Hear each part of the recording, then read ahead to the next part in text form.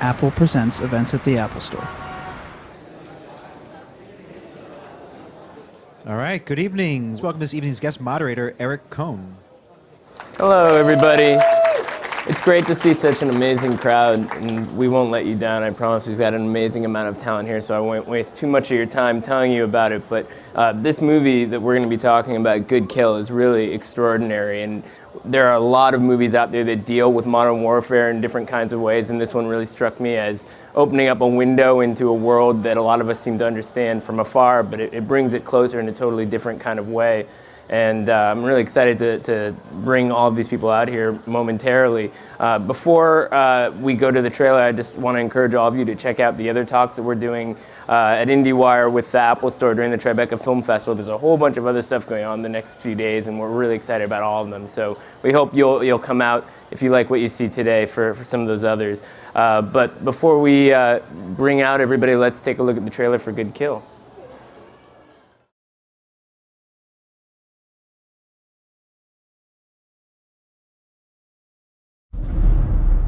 I did something good today. You don't always. You want to know about my job? Right. Good kill. Ladies and gentlemen, the remotely piloted aircraft is not the future of war. It is the here and now. What'd you log? 3,000 hours in F-16. But we've progressed. Let's go to Afghanistan. Fly and fry. Make no mistake about it. This ain't PlayStation. We are killing people. Light them up. Yes. You ever get to, like, fly in a war? Blew away 6 Taliban in Pakistan today. Now I'm going home to barbecue. He's quiet. Does he ever get angry? Almost never. What happens when he gets angry? It's more quiet. I am a pilot, and I'm not flying. I don't know what it is that I am doing, but it's not flying. Weapons away, 8 seconds. Damn it, what's that? Aboard? Run, you little sh**.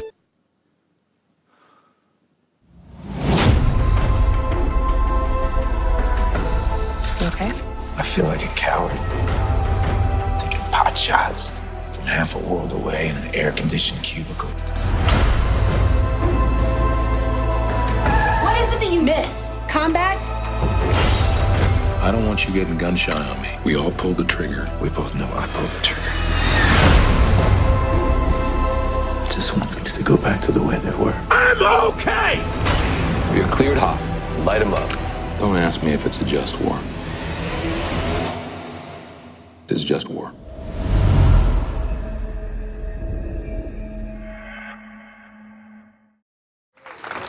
Okay. So please join me in welcoming the writer and director of Good Kill, Andrew Niccol, and the stars. We have Ethan Hawke, January Jones, and Zoe Kravitz.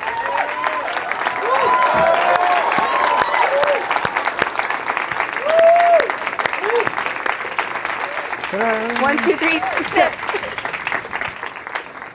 So there are so many different things we could be talking about here, but maybe just to sort of put this in context, Andrew, this is not the first movie you've made about war, but certainly it's your first drone movie, and drone piloting and drone-based warfare is something that people have sort of understood in different ways for a long time, but I think, you know, what your movie does is it brings us closer to that. So tell us a little bit about sort of your original interest in this topic and the research that was involved in kind of figuring out how to represent it on screen. Well, Ethan Hawke's character has not really existed before because he's going to war with the Taliban for 12 hours a day, and then he goes and picks up the kids from school, and then he goes back. So when we used to go to war with a country, we'd actually go to the country. That's not happening anymore. We're going to fight remote-controlled wars, and that's what interested me. And Ethan, what was your access point for this character? I mean, did you ever have the opportunity to see sort of how this piloting system worked, or? I was when I got the script, I was fascinated by it because we all read about, you know, drone strikes in this place, but I had no kind of vocabulary for what that meant. And really, you know, as an actor, I was just drawn to the fact that I haven't seen this character portrayed in the history of war cinema. You know, there's a long train of movies before us about telling the stories of warfare, and this is completely unique to our time and a character I hadn't ever seen in the movies before, and so obviously I'd be drawn to that. And Zoe, your character is the other sort of central drone pilot in the film, but coming at it from a sort of different perspective. So what was your relationship to your character sort of going into this project? Well, I mean, I was so attracted to the story because I knew so little about the drone program, and I figured if I know so little about it, that means other people must know a little about it as well. And so I was just kind of learning as I went about the reality of what it all means. And I mean, what I like about the story too is that it comes from both sides. You know, you understand why people participate in the military, and also, you know, why people might be against it. And I feel like my character kind of goes through that struggle, which I was kind of going through as well as I was learning more and more about the program. And January, for your character, it's actually pretty interesting because you're the one main character who isn't actually in the room when these sort of things are going down, but you're seeing it reflected in the way that it sort of, you know, plays out for your husband. So what was sort of intriguing to you about that character? Well, like Zoe said, I knew very little about the drone program, and it just appealed to me the fact that she knew very little about her husband. He wasn't giving her anything, and was suffering from post-traumatic stress disorder of sorts, and she was as well. And it just felt like a very heartbreaking love story, and you know, a story that I felt was necessary to be told, and I was just excited to be a part of it. And the world that we see sort of unfold here is one that's almost minimalist in a way. I mean, one of the things that I found really interesting when I was watching is that early on you learned that the Army seems to be recruiting people who are good at playing video games. So what was surprising to you, Andrew, about when you were sort of gathering all this information about how, you know, the kind of contrast between going overseas and being involved in the incursion there and you know, being on the home front and doing it from, you know, a control. When I was researching it, there was one thing that I didn't even put in the movie because I thought it was just too outrageous. Because some of the younger drone pilots would go to the base, they would use this very PlayStation equipment and fight the Taliban from long range for 12 hours a day. Then they would go to their apartment off the Vegas Strip and they would play video games. And I thought, at that point, how can you possibly separate the two things? You know, you're fighting sort of virtual zombies at night, and then you go to war the next day. For me, that was incredible. Ethan, what was the specific sort of acting challenge of being on the receiving end of showing the emotion and the toll that this kind of work takes? I mean, a lot of the movie, you know, we're seeing you basically looking at a computer screen and then reacting to having this God's-eyed view of people in another world, you know? Well, in a lot of ways, well, to answer that a couple ways. One is that it was so interesting to have a character who didn't speak. It's a virtually silent performance, you know. I mean, somebody's very uncomfortable expressing their feelings. And in a way, that's a manifestation of a whole philosophical debate the Air Force is having within itself, as manned aircraft is on the auction block, so to speak. We're not sure whether that's a good idea anymore, or how valuable it is, or what role it has. And so this is a person whose whole identity was rooted in his ability to fly. And there's generations of aviators who are in love with this. It's a beautiful, you know, skill. Landing an F-16 at night on an aircraft carrier is incredibly difficult to do. And there's a huge pride that comes along with that. And now this loss of identity for the whole Air Force, which is representative of the time period we live in. So I found all that on a personal level and on the macro level is extremely interesting to me. January, what about for you? Because one of the things that's interesting about the movie is that, you know, your priorities as your character, sort of in terms of trying to maintain the family stability and the home life, are sort of at odds for most of the movie with the way that Ethan is sort of thinking through. He wants to be up in the air again and all these different things. He's much more professionally motivated. So how did you sort of navigate the motivations that you had to deal with versus his? Well, I think she's happy that he's home, that he's not going away anymore. So that's a positive for her. But she's also just struggling with the communication aspect of their marriage, and trying to keep that solid, and trying to keep the kids in a healthy environment, and just trying to pry out of him any conversation or information from him. She sees how sad he is and how, much he's struggling, but she doesn't know why. So it's just a battle, almost starting fights to try to get a conversation. I mean, the line, if I didn't start a conversation, we would never fucking have one. I think this, first of all, it's from your own life. Yeah. And I think it's true for a lot of, relationships that are long-term relationships, but in this one in particular, because he isn't forthcoming at all in any aspect of his job, and where that might be the case in a lot of people that have these high-profile secret jobs situations. She might be partially comfortable with it, but not when he's sad and obviously abusing alcohol or whatever, So it was just that interior struggle, I guess. Yeah, and Zoe, your character also has a very different kind of relationship with sort of helping Ethan's character deal with what he's seeing, because you're seeing these things too. So how did the two of you kind of develop that chemistry? Because it's very different sort of than what he's experiencing with his wife at home. I don't know. How did we develop that chemistry? I don't know. It's a very small space that we're in. So. And these two, they actually know what each other is going through. There's no way for January's character to know that. Exactly. And we kind of went through this thing where we shot the film, and then we shot the end of the film of me saying goodbye to you at the beginning. And then by the time we were done shooting, we kind of realized what these two people had gone, like the reality of what they had gone through together. And it's just something that neither of us could really fully understand until we kind of went through it together.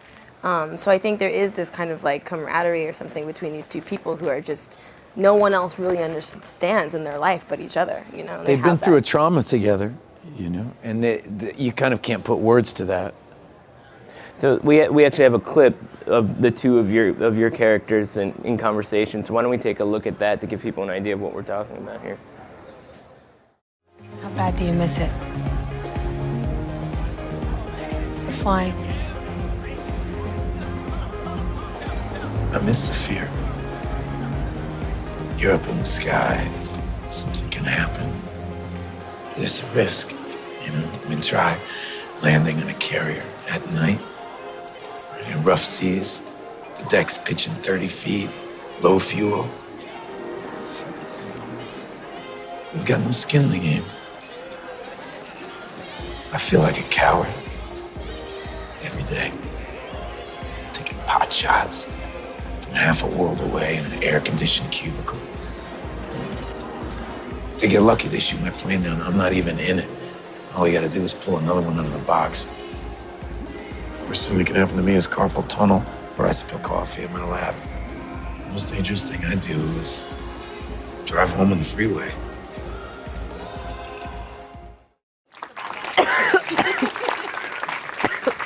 It's vodka. It's vodka.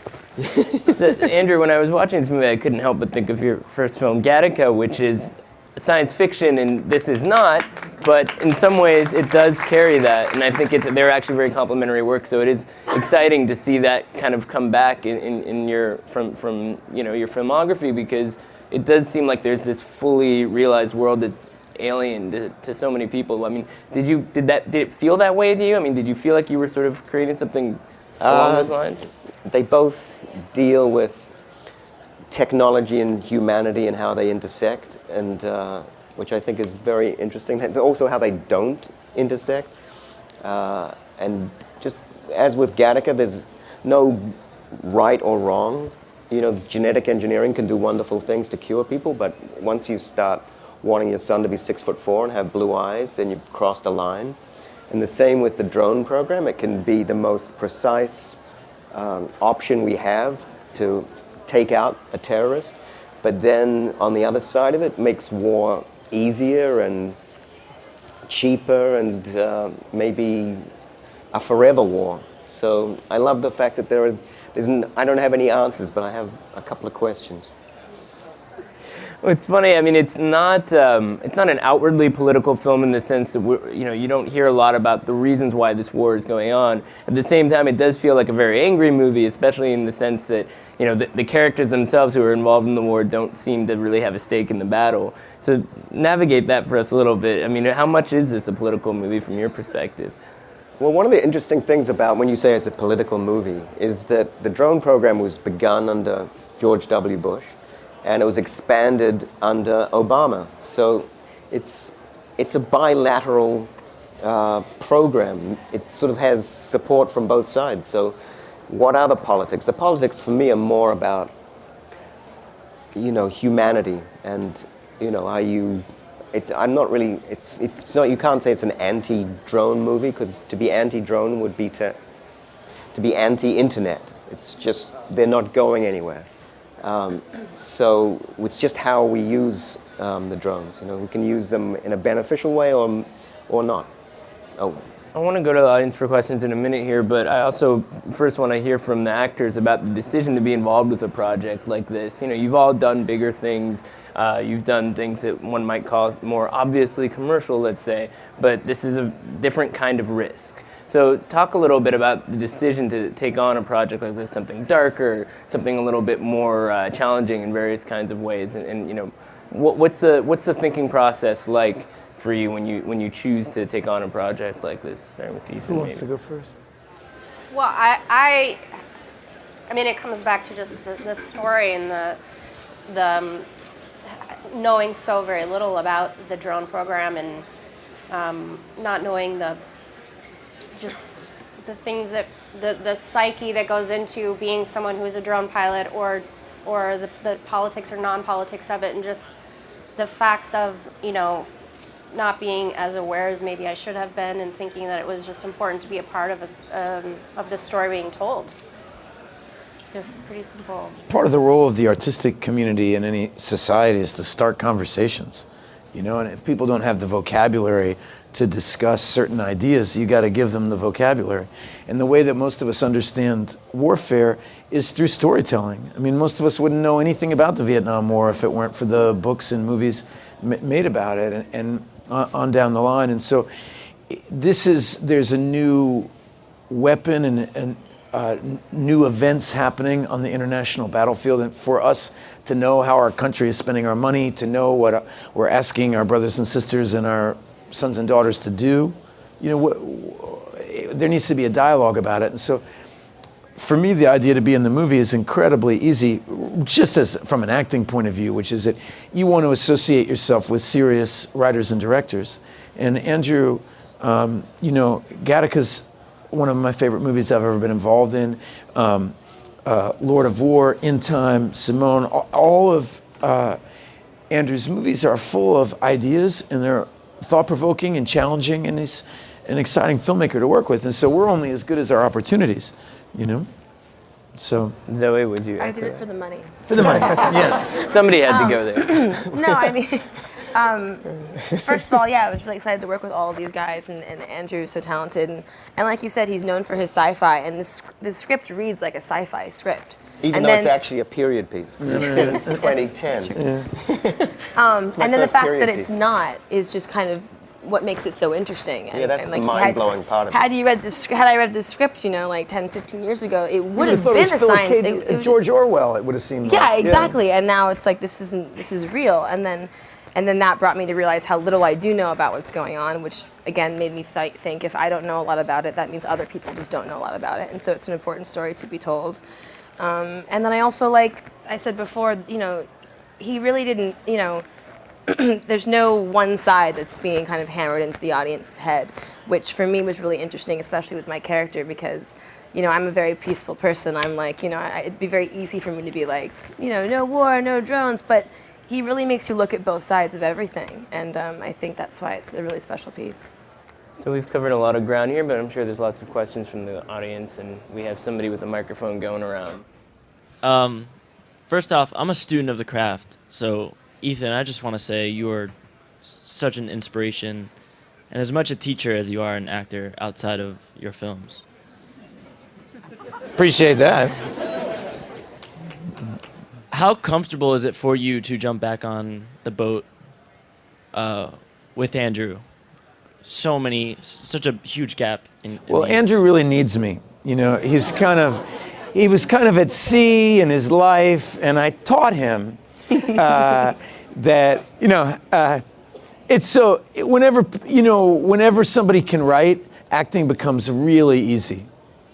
And when somebody can't write, acting is really challenging. I always like to say, these kind of jobs are really easy. What's hard is to be on an episode of Matlock, it's a pleasure. Not that Matlock isn't well written, okay? I mean, the later episodes, the early work was incredible. I'd just love to know what the spark was for this film. I don't believe any of you would have aimlessly gone into a project like this. Like, what was the connection to the story?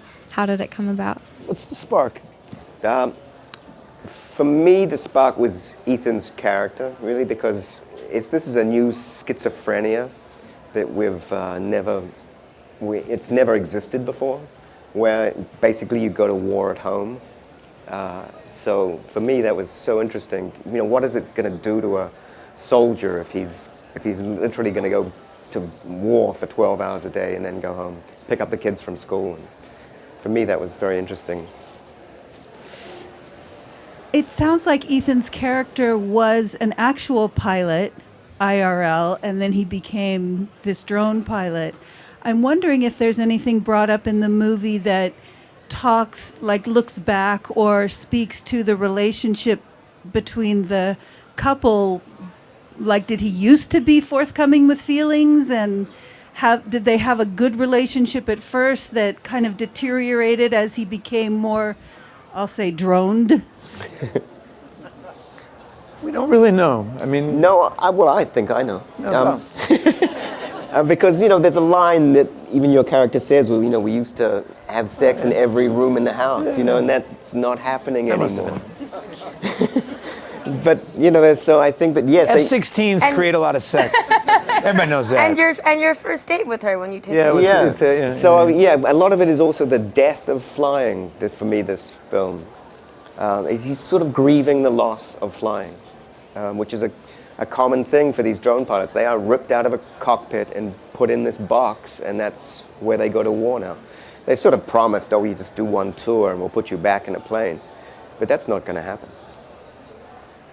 There's a lot of fascinating psychological implications as well as futuristic implications. Were there any conversations that dealt with the future results of this, the implications of this film, and what will happen further on with war? And did you guys get a chance to engage with a lot of people that are actually doing this? Were there a lot of sessions talking to them? One of the great things about working with Andrew is preparation is extremely meticulous, and he brought in 2 drone pilots that walked us through a rebuilt UAV trailer, and so we got a lot of an education on what that was like. What was the first part of your question? And also the futuristic. The Predator is this huge weapon on the battlefield. It's a huge toolbox in the national arsenal it's changing it as much as any kind of movement in weapons have, like when you get rid of the horse or something. I mean, it's a game-changing tool, and how it's used, it's worthy of a serious dialogue. What will happen when everyone has one? Right now it's kind of a wonderful tool when we're the only one who has it, Yeah, but it really is in its infancy. I mean, this is just the beginning of drone warfare. And so in some ways, the movie should be something of a cautionary tale of what it's going to do to not just the people who are targeted on the ground, but the targeters, like Ethan and Zoe's character. It's a very telling contrast to American Sniper in that respect. Well, this is the ultimate American Sniper, because you don't even go there. You stay at home in Vegas.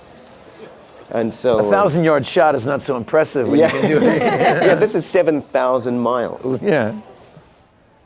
Actually, you guys just went towards my conversation. I was going to compare the film, obviously, to something like American Sniper.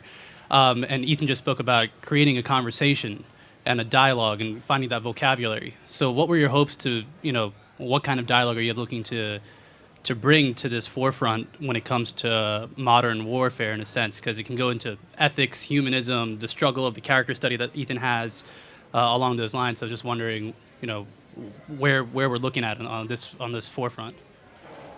Well, whether you think you're for or against the drone program, you should know what's being done in your name.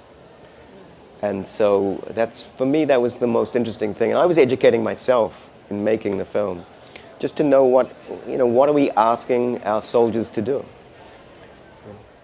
Hi, my question's for Zoe, January, and Ethan. Diving into a character that's going through such dark times. I mean, Ethan, from what I saw from the trailer, your character's job is to go and kill people for 12 hours a day. You know, that has a huge effect on you as a person. Does that change you as an actor, or even as a person, where you have a whole new perspective to deciding getting into this locked mindset? Does it have like an emotional effect onto you as a person? Well, one of the things I think as somebody who works in film that's a really interesting moral question is, you know, whenever you tell a story and photograph it, there's a real tendency to glamorize it or fetishize it. You know, often when you see a violent movie, people often say, oh, it's anti-violence, but really it's a good question to that, because it makes it look so appealing and interesting and exciting and worthwhile. And one of the things I really appreciated about this script was it gets inside it from a personal point of view, and you really feel the impact of the small minutia of what it means to involve yourself in that, and the effect on your, for lack of a better word, you know, your soul. You know, what are you, in what ways are we all participating in this? And I find those really interesting questions. And sometimes you have to take you know, hurts for the greater good. But to do that, you have to have a real honest dialogue about what the greater good is. And are we telling the truth to that? You know, as soon as you start naming bad guys, you have to be pretty sure you're the good guy.